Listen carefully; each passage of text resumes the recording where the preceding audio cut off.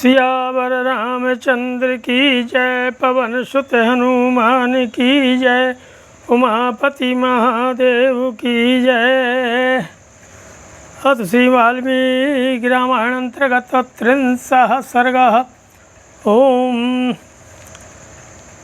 इस सर्ग में जो है श्री राम द्वारा विश्वामित्र के यज्ञ की रक्षा तथा राक्षसों का संहार का वर्णन किया गया है कि अतितौ देश कालज्ञौ राजपुत्रा वरिंदमौ देशे काले च वाक्यज्ञावब्रूतं कौशिकं वचः। इसके बाद देश और काल को जानने वाले शत्रुघ्न राजकुमार श्री राम और लक्ष्मण जो देश और काल के अनुसार बोलने योग्य वचन के मर्मज्ञ थे, कौशिक मुनि से इस प्रकार बोले कि भगवन् श्रोतुमिच्छावो यस्मिन् काले निशाचरौ संरक्षणीयौ तौ ब्रूहि नातिवर्तेति तत्क्षणम्। हे भगवान, अब हम दोनों यह सुनना चाहते हैं कि किस समय उन दोनों निशाचरों का आक्रमण होता है, जबकि हमें उन दोनों को यज्ञ भूमि में आने से रोकना है। कहीं ऐसा न हो असावधानी में ही वह समय हाथ से निकल जाए, अतः उसे बता दीजिए। एवं ब्रुवाणौ काकुत्स्थौ त्वरमाणौ युत्सया सर्वे ते मुनिः प्रीता प्रशंसुरनृपात्मजौ। ऐसी बात कह करके युद्ध की इच्छा से उतावले हुए उन दोनों ककुत्सवंशी राजकुमारों की ओर देखकर वे सब मुनि बड़े प्रसन्न हुए और उन दोनों बंधुओं की भूरी भूरी प्रशंसा करने लगे कि अद्य प्रभृति खडरात्रं रक्षतां राघवौ युवां दीक्षां गतो एक मुनिर्मोनित्वं च गमिष्यति। वे बोले, मुनिवर विश्वामित्र जी यज्ञ की दीक्षा ले चुके हैं, अतः अब मौन रहेंगे। आप दोनों रघुवंशी वीर सावधान होकर आज से 6 रातों तक इनके यज्ञ की रक्षा करते ही रहें। तौ तु तद्वचनं श्रुत्वा राजपुत्रौ यशस्विनौ अनिद्रं षडहोरात्रं तपोवनं रक्षताम्। मुनियों का ये वचन सुन करके वे दोनों यशस्वी राजकुमार लगातार 6 दिन 6 रात तक उस तपोवन की रक्षा करते रहे। इस बीच में उन्होंने नींद भी नहीं की कि उपश्यं चक्रतुर्वीरौ यत्तु परमधन्विनौ ररक्षतुर्मुनिर्वरं विश्वामित्रमरिन्दमौ। शत्रुओं का दमन करने वाले वे परम धनुर्धर वीर सतत सावधान रह करके मुनिवर विश्वामित्र के पास खड़े होकर के उनकी रक्षा में लगे रहे। अथ काले गते तस्मिन् षष्ठे हनि तदा गते सौमित्रमब्रवीद रामो यत्तो भव समाहितः।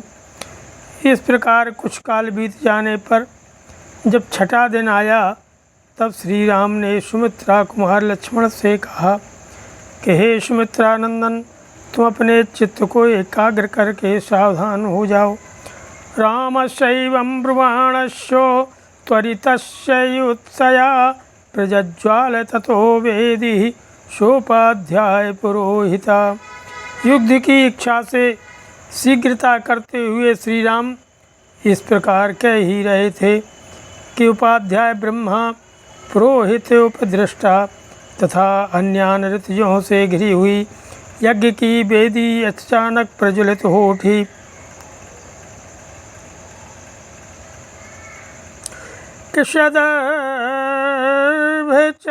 शत्रुका ससमित कुसुमोच्चया विश्वामित्रेण सहिता वेदिर्जज्ज्वाल शर्तुजा। इसके बाद कुश, चमस, श्रुक, समिधा और फूलों के ढेर से शोभित होने वाली विश्वामित्र तथा ऋतुजों सहित जो यज्ञ की वेदी थे, उस पर आहवनी अग्नि प्रज्वलित हो गई।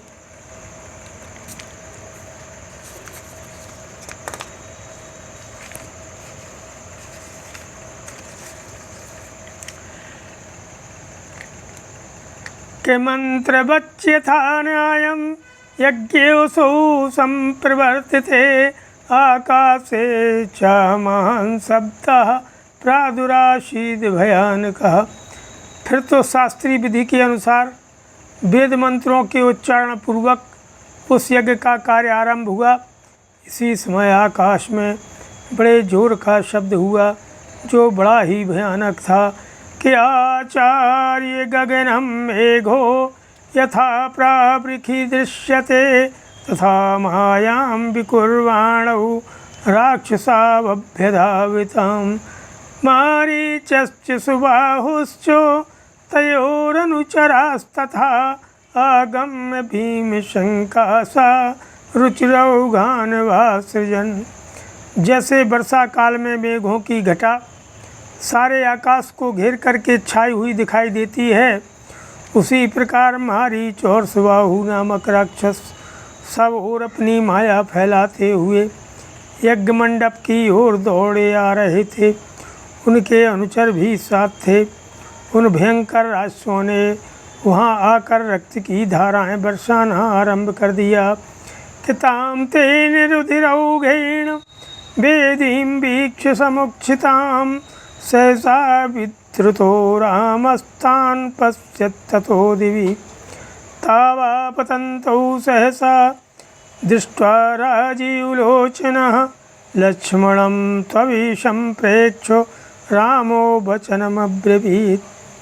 रक्त के उस प्रवाह से यज्ञ वेदी के आसपास की भूमि को भींगी हुई देख करके श्री रामचंद्र जी सहसा दौड़े और इधर उधर दृष्टि डालने पर उन्होंने उन राक्षसों को आकाश में स्थित देखा।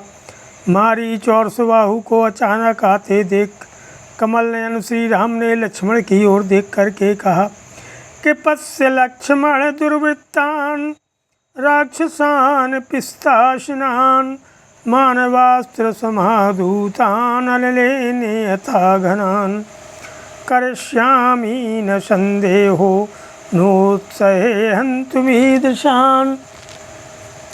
हे लक्ष्मण, यह देखो मांस भक्षण करने वाले दुराचारी राक्षस आ पहुँचे हैं। मैं मानवास्त्र से इन सबको उसी प्रकार मार भगाऊंगा जैसे वायु के वेग से बादल छिन्न भिन्न हो जाते हैं। मेरे इस कथन में तनक भी संदेह नहीं है। ऐसे कायरों को मैं मारना नहीं चाहता। केति युक्ता वचनम रामश्चापे संधाय वेगवान् मानवं परमोदारमस्त्रं परम भास्वरम चिक्षेप परम क्रुद्धो मारीचोरसि राघवो।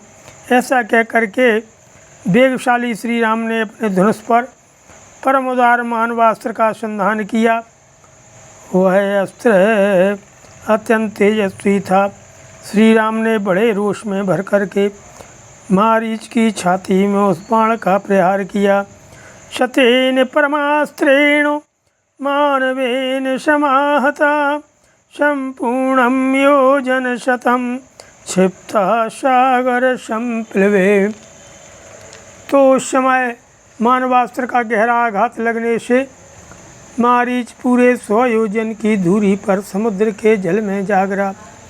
कि विचेतनं विघूर्णन्तं शीतेषु बलपीडितं निरस्तं दृश्यमारीचं रामो लक्ष्मणमब्रवीत्।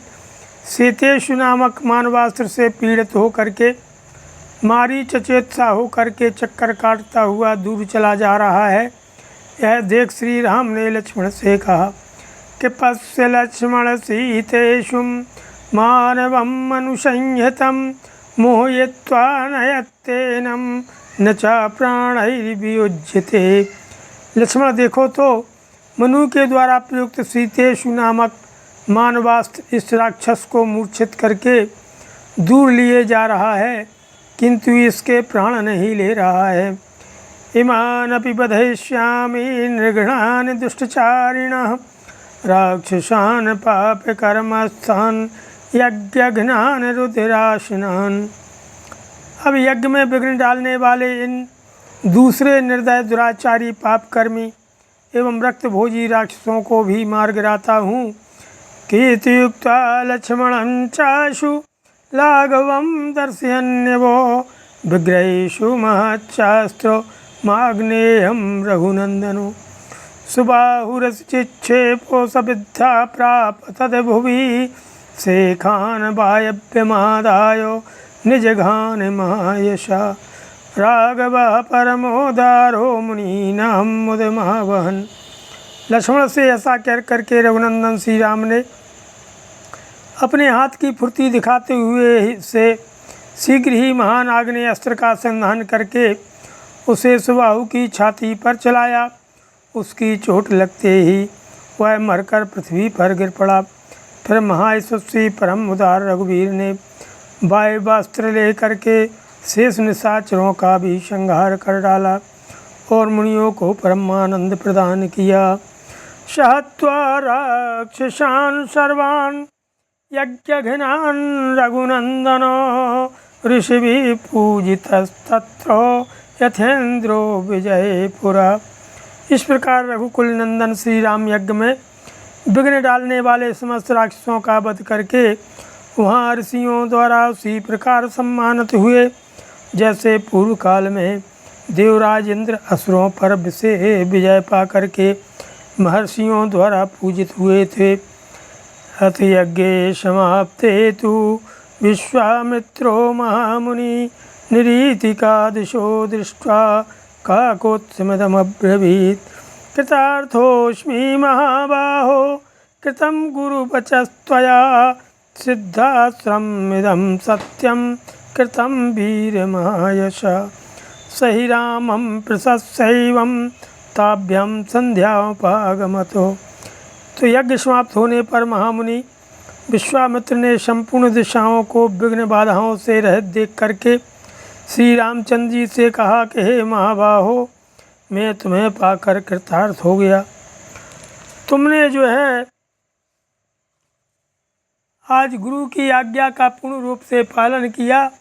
महायशस्वी वीर, तुमने इस साध्य सिद्धाश्रम नाम का सार्थक कर दिया। इसका श्री रामचंद्र जी की प्रशंसा करके मुनि ने उन दोनों भाइयों के साथ संध्योपासना की। श्रीमद् रामायण वाल्मीकि आदि काव्ये बालखंडे 63 सर्गः नमः।